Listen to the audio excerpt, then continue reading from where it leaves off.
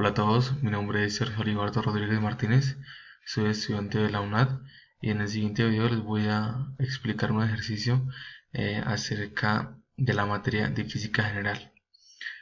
Bueno, el enunciado del ejercicio dice así: un explorador queda atrapado en una tormenta de nieve, en el que la nevada es tan espesa que el suelo no se puede distinguir del cielo. Mientras regresa al campamento base, se suponía que debía viajar al norte por 5.08 kilómetros, pero cuando la nieve se despeja descubre que en realidad viajó 7,17 kilómetros a 54 grados al norte del este. Presente el procedimiento paso a paso con base a la anterior información, responda a las siguientes preguntas. Bueno, primero que todo vamos a organizar las direcciones y los traslados del explorador en el plano cartesiano. Entonces ubicamos que acá está el norte, acá está el sur, en el lado derecho está el este y en el lado izquierdo está el oeste. Entonces nos dice que el explorador se desplazó hacia un lado, pero nos dice que para regresar al campamento tenía que desplazarse 5.08 kilómetros al norte. Es decir, que el primer desplazamiento del explorador fue hacia el sur con un ángulo de 0, porque no nos dan el ángulo. Entonces acá está el primer vector, la primera trayectoria, perdón. Después nos dice que él se equivocó y que después descubre que en realidad viajó 7.17 kilómetros a 54 grados al norte del este. Entonces, como les venía diciendo, acá es el este. Subimos para el norte y vamos para el sur. Bueno, como ya sabemos. Entonces se desplazó 54 grados. Aquí tenemos el ángulo 54 grados durante 7,17 kilómetros.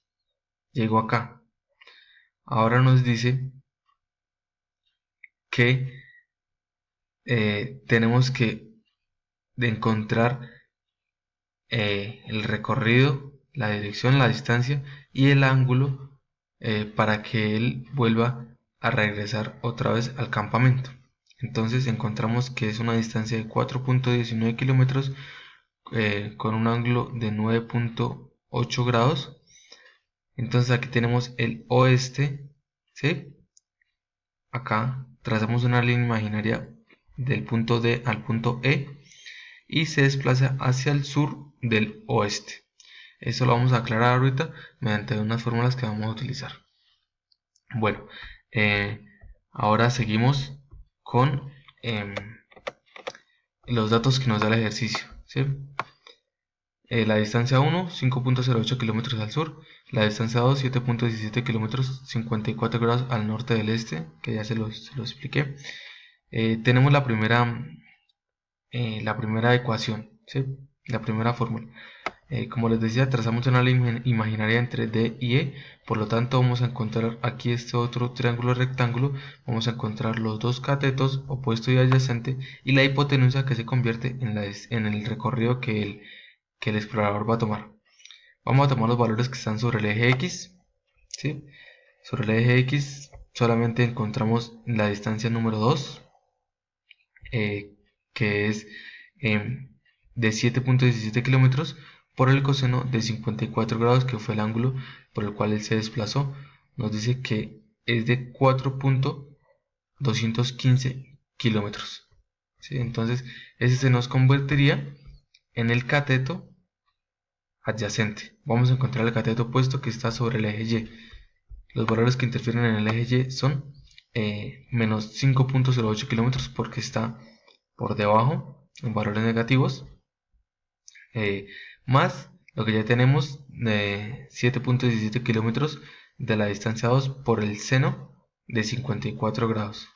Es decir, que esto nos da un resultado de 0.72 kilómetros, que sería el valor del cateto opuesto, y así vamos a hallar la hipotenusa. La hipotenusa sabemos que por Pitágoras es el cateto opuesto al cuadrado, la raíz del cateto opuesto al cuadrado más el cateto opuesto adyacente al cuadrado. Reemplazamos valores y nos dice que la hipotenusa la definimos con la variable dr. La distancia de resultado sería 4.19 kilómetros. Ahí encontramos la hipotenusa y vamos a encontrar el ángulo.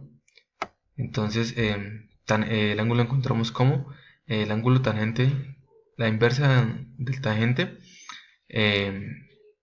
por el cateto opuesto sobre el cateto adyacente, nos da un ángulo de 9.8 grados, ¿sí?